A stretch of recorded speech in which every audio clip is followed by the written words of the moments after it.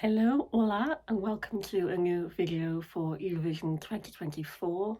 This time I'll be talking about Benidorm Fest, which is the national final for Spain. It's the third year in a row for Benidorm Fest, and Benidorm Fest became very quickly, actually, a big thing.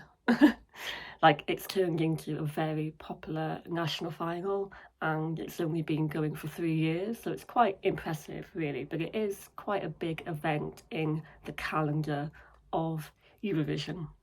Speaking of calendar, I've just looked at the calendar on eurovisionworld.com, which is a really useful website, and the final is on the 3rd of February, so still quite a while to go.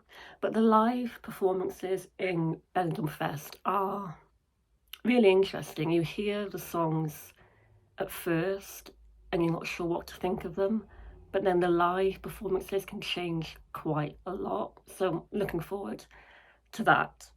So the songs are all available now. They came out yesterday, actually, the day that I'm filming this. It was yesterday. I didn't do a reaction video to them. I wasn't very well. No, was it yesterday or the day before? I'm filming on Saturday. I think it was actually Thursday they came out, but I didn't do a reaction to them.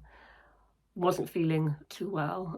I'm still, well, I'm better now, but I had just a bad cold, basically, and I couldn't be bothered to film. But I have heard them all, and overall, I'm not that impressed with the lineup, to be honest. It's not the best they've ever had. And I mean, it's still not bad, but there's really a lack of variety. I think they all sound, not all of them, but a lot of them sound really similar to each other. Like, you hear that recap of all of them, and they just kind of blend into one. Like, they're too similar to each other. But I have picked a top 3, and it wasn't that hard to do that, really, because most of them I don't really like, but there were 3 that I could easily pick. 2 of them, number 3 and number 2, are things I feel like I shouldn't like, but I kind of do, so they could be guilty pleasures, if you call it that. But my number 1 was very easy for me to pick. It stood out to me quite a lot. So I've got a fairly comfortable top 3 that I'm happy with, I think. So my number 3 is Caliente by Jorge Gonzalez, which is the most Spanish name you can get. And like I said, I feel like I shouldn't like this. It's very generic, like typical Spanish bop that we've heard a million times before. So there's nothing really that special about it, but like I said, I don't like a lot of these songs, so it's one of the few that I do like. And if it is performed well, this could do quite well, actually. It could be like a little bit like Agone last year. Agone. Reminds me a little bit of him. You know, like the typical male bop that you get in the contest. So if it's performed well, if he can sing, dance, maybe it could do quite well. So yeah, I don't have much to say about it, really, but I like it enough to like it. So yeah, that's my number 3, Caliente. So my number 2, I can't wait for this. This is the one that everyone seems to be talking about. It's Sopia Cole with Here to Stay. This will be really interesting because it could go either way. Live, I mean, I'm really looking forward to seeing it live because it could be a complete disaster, or it could be epic. It could be iconic. I'm very intrigued to see how well this goes down because it's grown on me a lot. Like, I'm really starting to enjoy it. And at first I thought I shouldn't like it because when you hear that recap, when they release the 30-second clips of all the songs, it was mainly just the chorus that you could hear, and the chorus is just a repeat of Here to Stay, and you think, oh, well, that sounds bad, but then you hear the whole thing, and there's more to it, and I actually really like the bit where she's almost rapping. It's like kind of rapping, and that's actually in Catalan, apparently, which I didn't know until people mentioned it, and I like that. But also the spoken word in English, like when you first hear it, you feel kind of like taken aback by it, and it's kind of cringe, but then kind of iconic as well. Like it's cheesy, but it's really fun. Like it is like a hot mess. I think that's a good way to describe it. So if it is actually performed well live, then I'd be happy with it winning, actually. I'm very intrigued to find out how this turns out. So yeah, looking forward to that. But I do enjoy it. Could be a guilty pleasure, or actually maybe not. Like maybe it is actually just iconic. So yeah, that's number 2.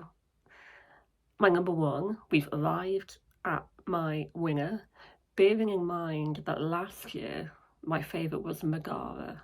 So maybe you can kind of work it out.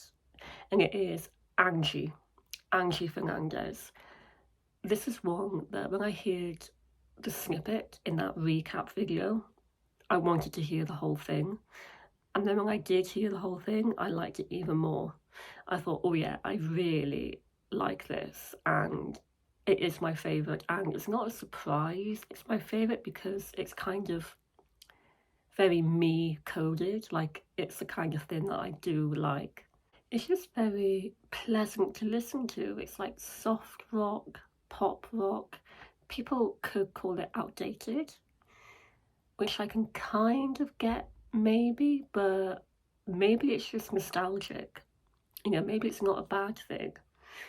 And I actually saw a Spanish YouTuber do a reaction video to this, and they said that it sounded like Pink, a specific song by Pink called Try, and it really does sound a lot like that. So yeah, maybe it's kind of like 2010 sounding, but I honestly don't mind. I really like it. And what's good to see is that when I watch people's ranking videos, a lot of people actually really like this, and it is in a lot of people's top 5.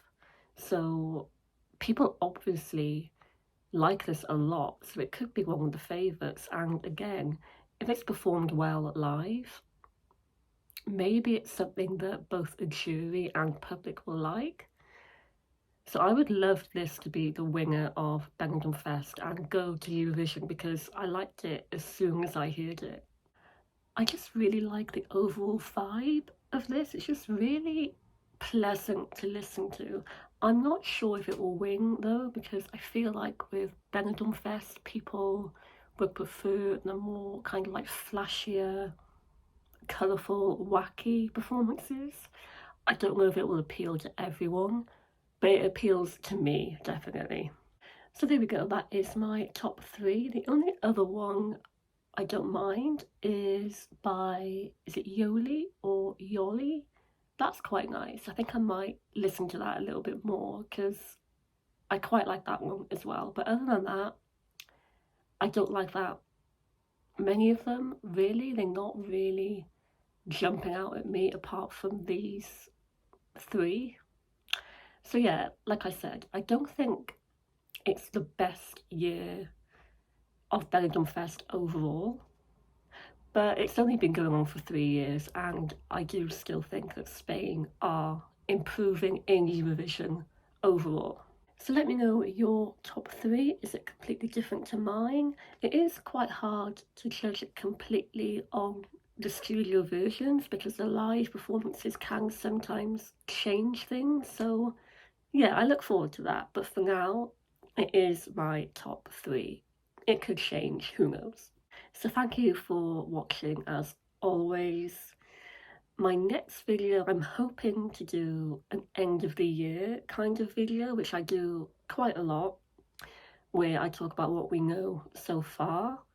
And I want to do a video talking specifically about the internal selections that we have so far, because we do have quite a lot of them now in December. So hopefully that'll be my end of the year video just after Christmas, hopefully. So I should see you then. Thank you very much. Adios.